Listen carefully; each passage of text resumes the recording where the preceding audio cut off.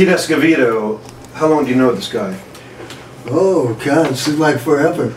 That's a long time. But it's been 70... Almost 40 years or 1970 something, yeah. Yeah. How'd you first meet him?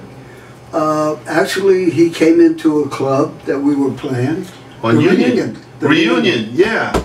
He came in, we were playing one night, me and my daughter Sheila with the band. And actually he was there because he was doing a recording. And so he saw Sheila and I play, and he said, "Hey, you guys want to record and be on my record?" And of course, Billy Cobham, come on. So yeah, we did that, and he asked me, "Well, what are you guys doing?" And I was, in a sense, still trying to get the Azteca back on its feet, band that I had with my brothers. And we weren't going anywhere. So he said, "Listen, I can get you a record deal at Fantasy if you want it, but forget about Azteca, just be Pete Sheila Escovedo." So that's how it all started. Yeah. Describe for me what the phrase Latin jazz means.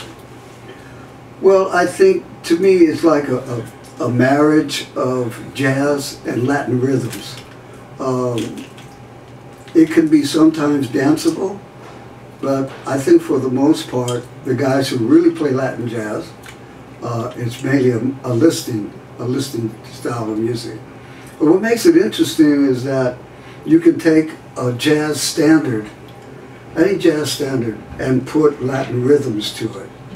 And Billy, of course, when we did the album, wrote a lot of great songs for us. And that combination of jazz, funk, whatever it was, and when you play with Billy, you've got to learn how to play in these odd time signatures. Where he gets this stuff, I don't know.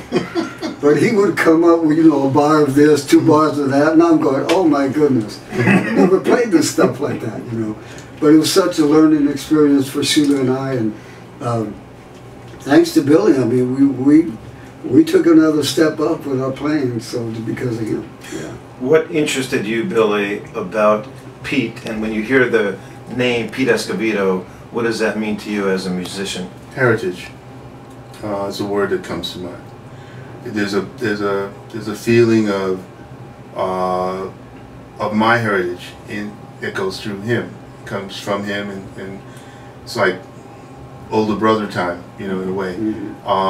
And when I came to the Bay Area, I didn't lock into anybody except for him. You know, really, when it came down to it, he's like my people, you know, and I just felt really comfortable and wanting to do things with and for them. You know, I wanted to see them move forward. I mean, for me, Pete was always the perennial mayor of Oakland. You know, as far as it's like going to Oakland, going to see Pete, you know, and Pete knows where everything is, you know, over there. And but musically speaking, with Ray Oviedo and all the kids, you know, I couldn't go wrong, you know, and he's got, what's really special is that he's got a family that's just like, yeah, that's what it's all about. Very, very, very, very difficult to find that these days. Billy, the fact that your parents are from Panama, does that influence your attitude towards percussion, towards Latin percussion? Does that color your music at all? Yes. You know, it's not even quantified. Yeah, absolutely, 100%. It's part of my base, my musical base, and I can't get around it. It is what it is. It's me. Yeah. And you're going to be going back? Oh yeah. You know, it's not like I left conceptually, but physically I will be back there. And for me, it's time. It's time. Yeah. So Pete, what can we expect tonight? What anything new? Anything specific you're going to be performing tonight? Well, I generally do some of the stuff I recorded over the years, some of the songs that I played. And actually tonight is I have a couple of different new people in the band that's never played with us before. So it's always challenging whenever you play. It's always a new experience because they're different people, and everybody has their own way of playing and their own way of thinking what it should be. So I never know what's going to happen, and that's what makes it interesting. Like, let's see what happens. Let's just play, have fun, and hope the crowd digs it, and it usually turns out okay. Well, the crowd will dig it. That's never a problem. Or else. You're right. It ain't a crowd. You can only have 5 great Latin jazz albums. What would those be? If someone, if someone wants to get schooled on Latin jazz, or if you could only take 5 albums to the proverbial desert island, what would those be?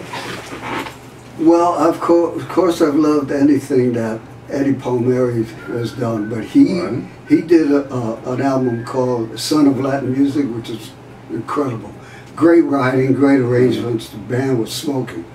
That's one of my favorite. And of course, all-time favorite is Tito Puente, so anything that he does is enormous.